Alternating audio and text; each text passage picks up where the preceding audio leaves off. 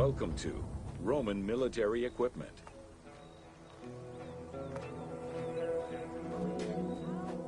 The strength of Rome was directly dependent on its military supremacy and fundamentally militaristic society. Regular citizens, comprised mostly of farmers and herders, joined to protect their land and families. In return for their service, members of this civic army were allowed to vote. Trained to be highly disciplined and obedient to superior officers, citizen soldiers developed a deep sense of loyalty to their city.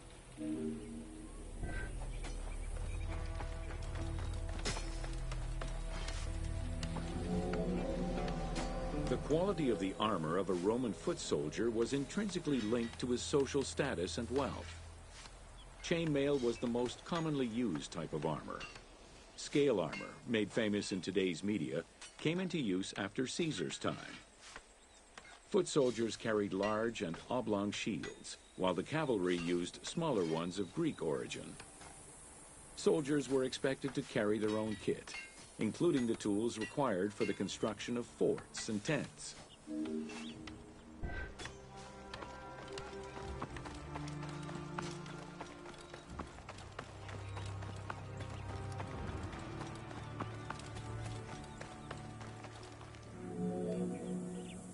Roman soldiers used the same types of weapons.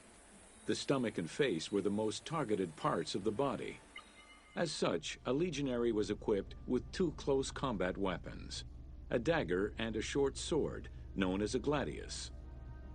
One of the most ingenious Roman weapons was the javelin. Its pyramid-shaped tip pierced the body, while its iron shank was designed to break upon impact, stopping the enemy from throwing it back.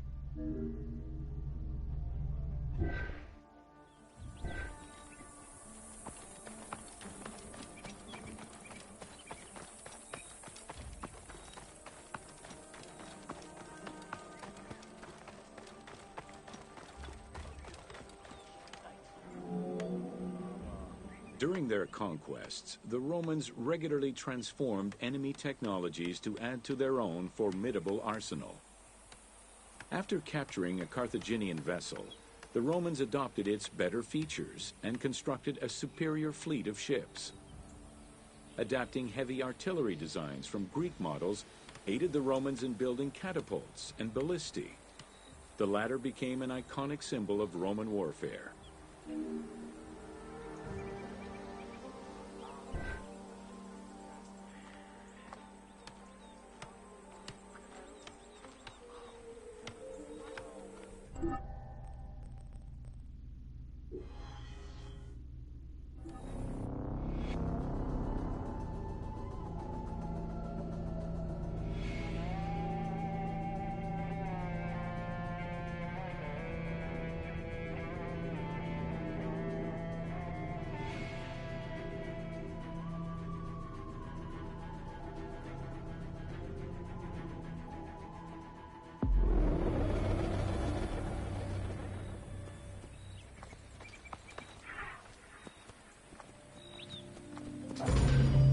Welcome to Roman forts.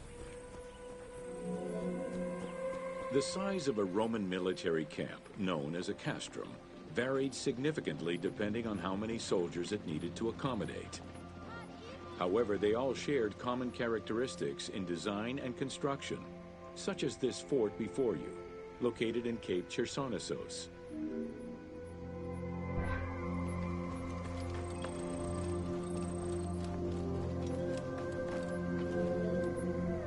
Rectangular in shape, the forts were heavily fortified by ramparts and a ditch system. The walls were reinforced with parapets, essentially an extension at the roofline which allowed a protective barrier for patrolling soldiers.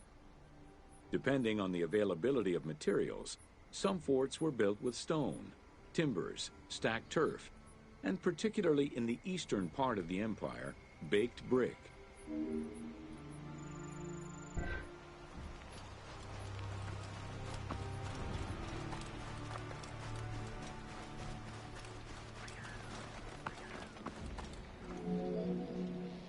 Access doors on all four sides were each flanked by guard towers. The commanding officer was positioned in the middle of the camp, giving him a clear view of the troops and the main gate.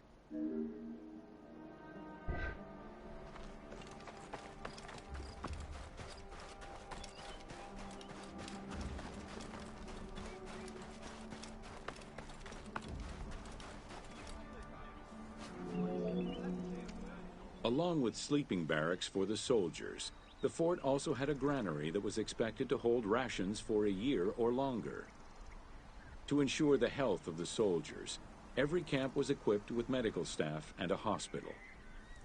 A clean water supply with conduits for a bathhouse and latrines was included in the construction of every fort.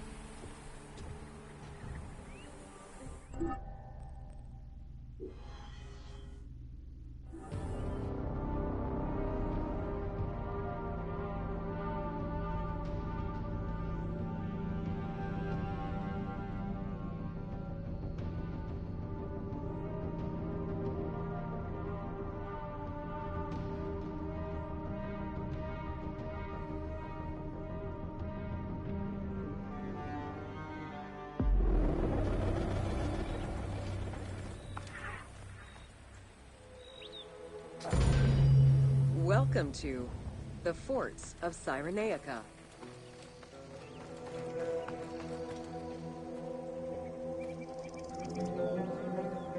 Cyrenaica was a Libyan region under Roman control, gifted to Rome by one of Cleopatra's ancestors. The remains and foundations of ancient fortifications were discovered in the 19th century in the southwest of Cyrenaica, as well as a Roman garrison dating back to the 1st century CE. Evidence shows that these forts were of Libyan origin, rebuilt and modified by Roman engineers when Cyrenaica was part of the empire.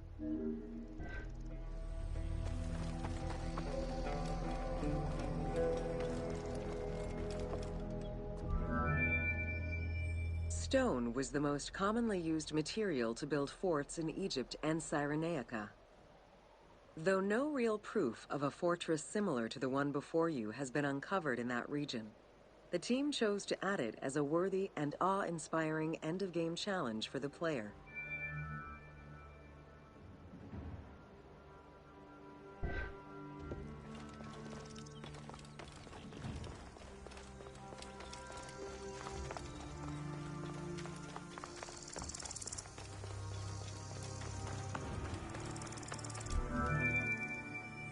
The forts of Cyrenaica were intended to prevent invaders from gaining access to the main route that led to the country's 5 most important cities.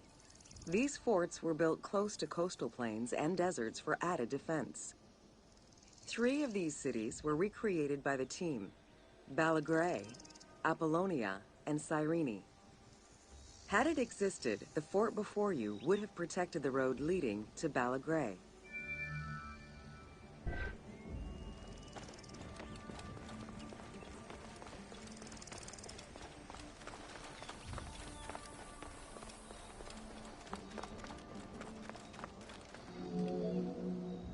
Other than reference to an attack around 404 CE and a military reorganization by Emperor Justinian during the 6th century CE, we still know little of the Roman military presence in Cyrenaica.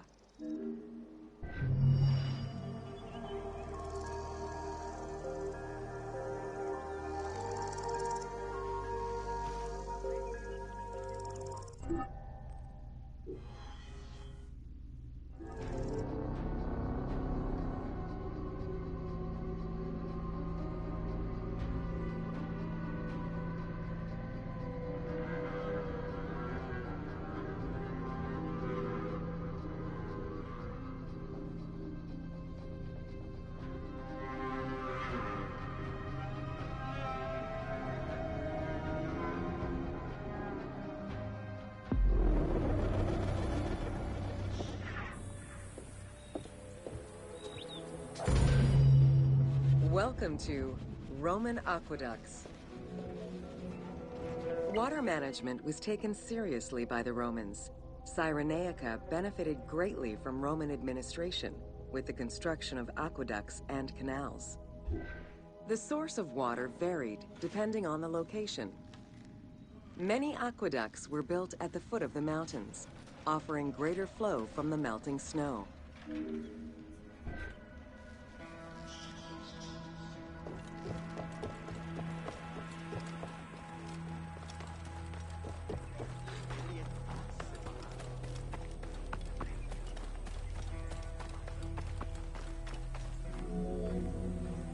The ability to transport water over a greater distance increased agricultural production. Some aqueducts were reported to be over 7 kilometers in length. Where the Greeks of Libya originally focused mainly on olive trees and figs, which required less water, the advent of Roman aqueducts allowed for a far greater crop diversity. Every farm's water use was carefully scheduled.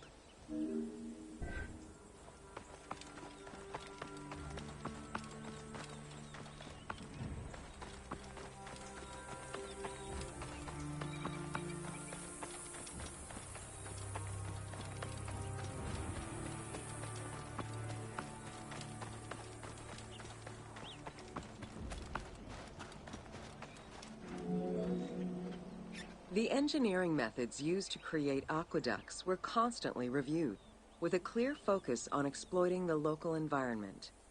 Materials, water usage, cleaning regulations, and a deep understanding of how to exploit gravity itself were all important concerns. Several fortresses were built to protect the aqueducts, basins, and cisterns.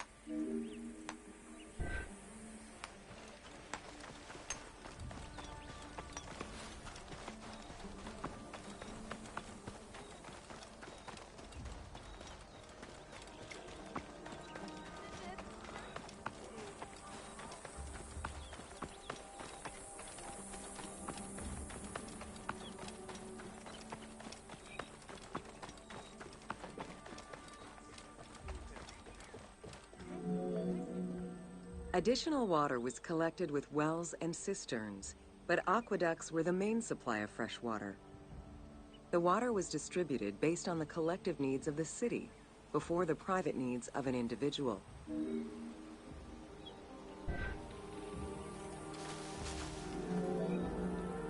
Almost all aqueducts ended in a fountain where the water circulated to clean the streets and supply bathhouses and latrines, thus improving the cleanliness of Cyrenaica's cities.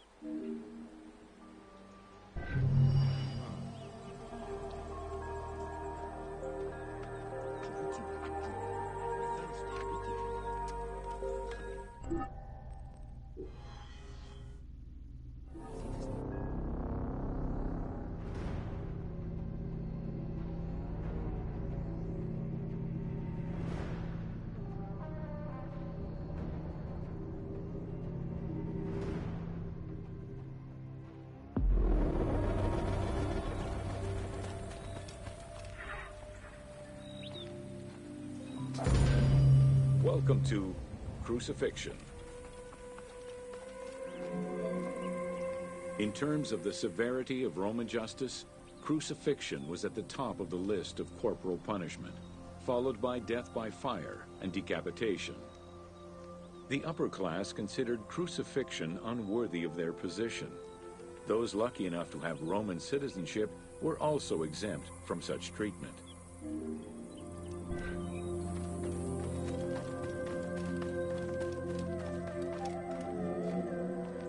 Easily accessible, crucifixions were popular entertainment among the citizenry. Unlike throwing victims to wild animals, which required an arena, crucifixions did not require any particular setting.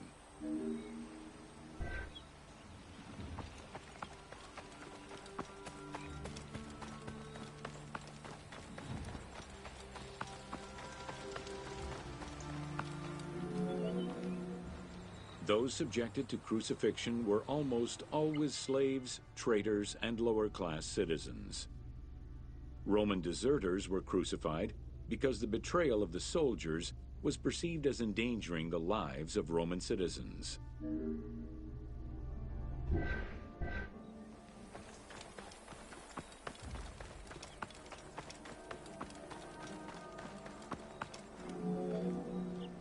In 71 BCE, a major slave uprising in Italia was repressed by the Roman army. This resulted in the crucifixion of 6,000 men, including their leader, a slave and former gladiator known as Spartacus.